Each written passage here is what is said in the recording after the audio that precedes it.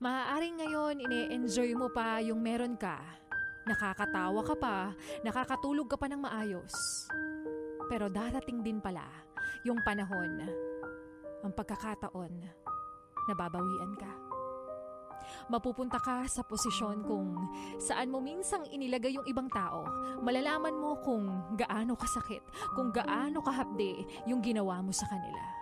Yung tipong hindi nila hiniling na maranasan mo lahat ng pinagdaanan ng taong ginawan mo ng masama, pero tadhana na ang nagtakda, tadhana na ang humusga.